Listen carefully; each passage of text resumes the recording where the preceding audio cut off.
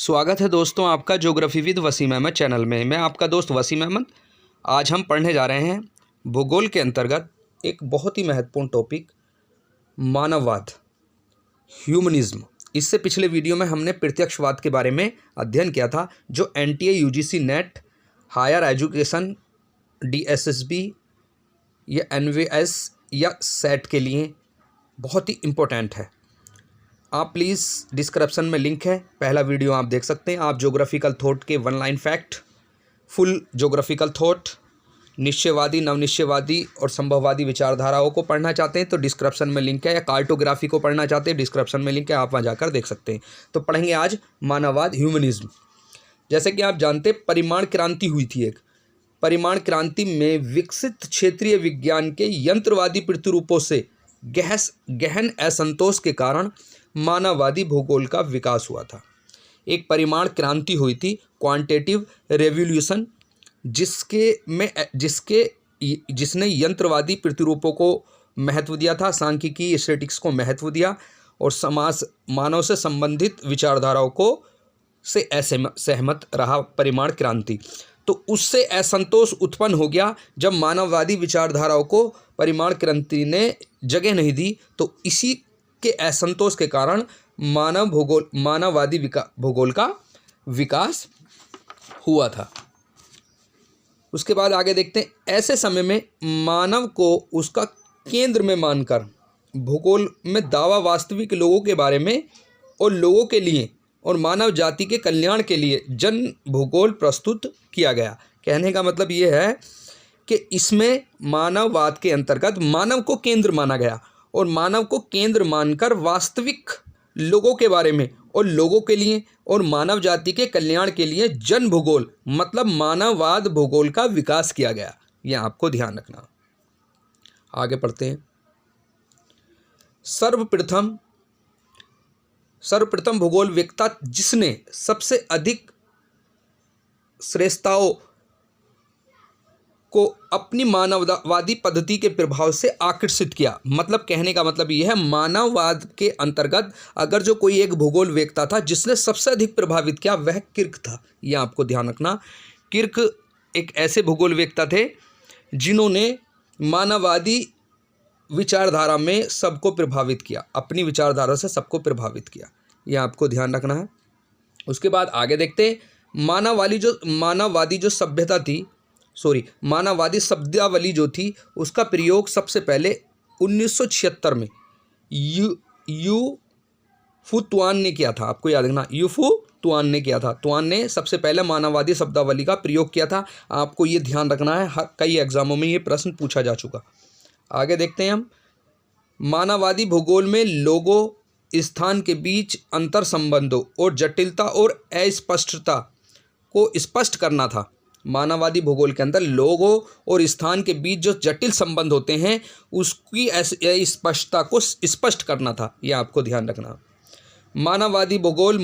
मानववादी मुख्यतः ऐतिहासिक पद्धति से मानव और स्थान मतलब पर्यावरण के संबंधों को समझाता और व्याख्या करता है। आपको ध्यान ये रखना है, जो मानववादी होते हैं वह ऐतिहासिक पद्धति से मानव और स्थान मतलब मानव और पर्यावरण के बीच जो संबंध स्थापित होता उसको समझाते हैं और उसकी व्याख्या करते हैं।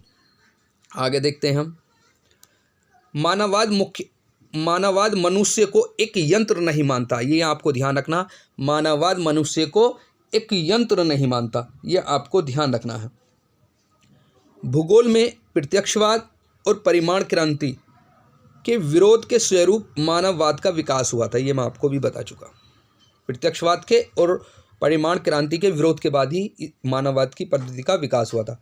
मानववादी पद्धति के अनुयायी भूगोल को मानव के निवास के रूप में पृथ्वी का अध्ययन मानते हैं। इन्होंने परिभाषा दी है। मानववादी जो अनुयायी थे उन्होंने मानव के निवास के रूप में पृथ्वी का अध्ययन मानते हैं।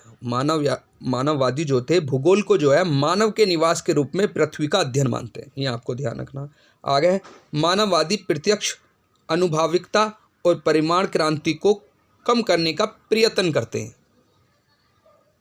इन्होंने प्रत्यक्षवादियों ने, अनुभववादियों ने और परिमाण प्रयोगात्मक क्रांति को मानने वाले भूगोलवेत्ताओं को या उनके विचारों को कम करने के लिए एक भरपूर प्रयत्न किए। यह आपको ध्यान रखना। आगे देखते हैं हम मानववादी भूगोल के अध्ययन की विधियां। इसमें हम पढ़ेंगे मानववादी भूगोल की कुछ विधियां थी। जैसे एक थी आदर्शवादी विधि, आइडियलिस्टिक अप्रोच। इसका जो विकास किया था हैरिस ने 1971 में तथा गोल्के 1971 ने आदर्शवादी विधि की वकालत की थी। आपको ये ध्यान रखना, ये शब्द याद रखना। फिर थी एक दृश्यमान विधि, पैनामैनुअल अप्रोच। इसकी शब्दावली का प्रयोग सबसे पहले सॉवर ने किया था 1925 में। आपको दिखाना दृश्यमान विधि का जो प्रयोग किया था मानव भूगोल के अंतर्गत, मानवतावादी भूगोल के अंतर्गत। इसे अधिक लोकप्रिय किसने बनाया था? आपका दृश्यमान विधि को रेल्फ ने बनाया था, रेल्फ 1970 में। यह आपको ध्यान रखना। उसके बाद आगे देखते हैं हम किर्क ने 1963 में 2 प्रकार के पर्यावरण को मान्यता दी थी। आपको ध्यान रखना। एक दी थी आपकी दृश्यमान पर्यावरण जो पूर्णतः पृथ्वी की तल पर हो, मतलब संपूर्णतः पृथ्वी के तल को परिभाषित करता हो। एक था व्यवहारिक पर्यावरण जिसमें दृश्यमान प्रणाली का अंग, इसे दृश्यमान प्रणाली का अंग माना गया। इसमें मानव के व्यवहारवादी दृष्टिकोण को दर्शाया गया। किर्क ने ये 2 पर्यावरण के प्रकार को मान्यता दी थी।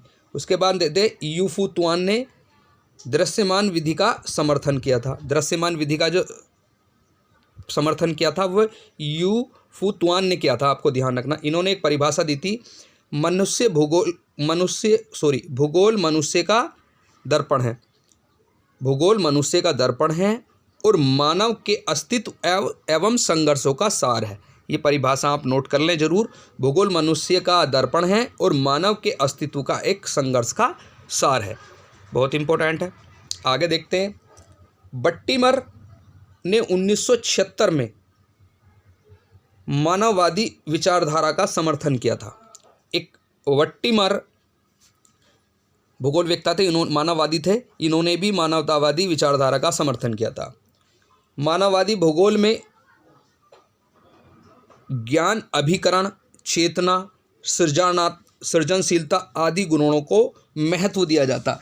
कहने का मतलब यह है भूगोल के अंतर्गत जो मानव द्वारा अभिकरण व चेतना और सृजनशीलता होती है उसको महत्व दिया जाता, मानव को केंद्र मानकर। यह आपको ध्यान रखना है। और इसी के अंतर्गत मानववादी भूगोल के अंतर्गत ही मानव से संबंधित जो नैतिक विचारधारा है, चाहे वह मानसिकता हो, नैतिकता हो, रीति रिवाज हो, परंपरा हो, कलात्मकता आदि हो, इसकी भी व्याख्या की जाती है और मानव के व्यवहारवादी विचारों की भी समीक्षा की जाती है। आगे देखते हैं हम मानववादी भूगोल के संस्थापक तुआन ने भूगोलविदों के लिए सामान्य रूप से 5 लक्षण खोजे थे। यह आपको ध्यान रखना। 5 लक्षण तुआन ने खोजे थे मानववादी भूगोल के संस्थापक के रूप में। एक खोजा था आपका भौगोलिक ज्ञान, क्षेत्र और प्रदेश, जनसंकुल और एकांतता, आजीविका और अर्थव्यवस्था और धर्म। ये मानववादी विचार प्रस्तुत किए थे तुआन ने। यह आपको ध्यान रखना। उसके बाद आगे देखते हैं हम जो हमारे सावर थे 1925 में, जो अभी बताया था मैंने आपको पीछे, भूदृश्य के घटनाक्रम या घटनाक्रम विज्ञान के बारे में लिखा था सावर ने। भूदृश्य शब्दावली के बारे में, मतलब भूदृश्य का मतलब मैंने अभी पीछे बताया था आपको, दृश्यमान विधि, वही है ये। उसके बाद देखते हैं वुलरिज ने 1936 में यह दावा किया था कि ऐतिहासिक भूगोल को देहात के कृषक की दृष्टि से देखना चाहिए। ये कोटेशन आपको ध्यान रखी है, ये वुलरिज की है। 1936 में एक दावा किया था कि ऐतिहासिक भूगोल के देहात के कृषक की दृष्टि से देखना चाहिए। ये आपको ध्यान रखना है। आगे देखते हैं हम 1947 में जॉन राइट ने एक नई शब्दावली जियोसोफी में कहा था, मानव के मस्तिष्क संग्रह का भाग होता है भौगोलिक ज्ञान। मानव के मस्तिष्क संग्रह का भाग होता है भौगोलिक ज्ञान। जियोसोफी में जॉन राइट ने कहा। आगे देखते हैं हम 1939 में हॉटसन ने द नेचर ऑफ ज्योग्राफी, भूगोल की प्रकृति। ये कि पुस्तक भी लिखी थी। मैं मानववादी भूगोल के पक्ष में अपने मत प्रस्तुत किए थे और उसका प्रतिपादन किया था। हॉटसन ने, याद रखना, द नेचर ऑफ ज्योग्राफी में। भूगोल और इतिहास हमारे ज्ञान के समस्त छोटे घेरे को पूरा करते हैं। जो भूगोल और इतिहास है हमारे समस्त चारों तरफ के घेरे को क्या करते हैं, प्रभावित करते हैं और पूरा करते हैं। भूगोल स्थान को और इतिहास समय को पूरा करता है। ये आपको ध्यान रखना, भूगोल स्थानों का वर्णन करता और इतिहास समय को का ज्ञान कराता। ये आपको प्राचीन समय का और आधुनिक समय का। आगे देखते हैं। किर्क और त्वान ने, जिन्होंने मानववादी भूगोल के आधार की दृढ़ता प्रदान की थी। किर्क और त्वान ही मुख्यतः थे जिन्होंने मानववादी भूगोल के आधार को दृढ़ता प्रदान की थी। उत्कर्ष कार्य किर्क ने किया था और मानववादी शब्दावली का प्रयोग त्वान ने किया था। आपको ये ध्यान रखना बस। उसके बाद कोपोटकिन, रैकलस, प्ल्यूरे, हर्बर्टसन की पद्धतियों में भी मानववादी विचारों की प्रधानता मिलती है। कहने का मतलब ये भी मानववादी हैं, ये आपको ध्यान रखना। क्रोपटकिन, रैकलस, प्ल्यूरे और हर्बर्टसन। त्वान ने मानव तथा स्थान के बीच घनिष्ठ संबंधों को व्यक्त करने के लिए टोपोहिला शब्द गढ़ा। याद रखना है, टोपोहिला शब्द कई एग्जामों में पूछा जा चुका है। टोपोहिला शब्द किसने? त्वान ने। मानव और स्थान के बीच घनिष्ठ संबंध, मानव किससे संबंधित होने वाला समस्त, जो मानव द्वारा निर्मित होने वाला पर्यावरण वो, और स्थान का मतलब पर्यावरण, जो भौतिक पर्यावरण, उसके बीच जो घनिष्ठ संबंध व्यक्त किया था उसमें टोपोहिला शब्द गढ़ा उसके लिए त्वान ने। तो ये बहुत ही इंपॉर्टेंट वीडियो था। प्लीज़ आप चैनल को सब्सक्राइब कर दें, शेयर करें, और वीडियो पसंद आए तो आप इसको लाइक और कमेंट्स जरूर करें। और यूजीसी नेट से संबंधित और वीडियो आप प्लेलिस्ट में जाकर, डिस्क्रिप्शन में लिंक है, वहाँ जाकर आप देख सकते हैं। मिलते हैं हम अगले वीडियो में एक और अच्छे वीडियो के साथ। जय हिंद।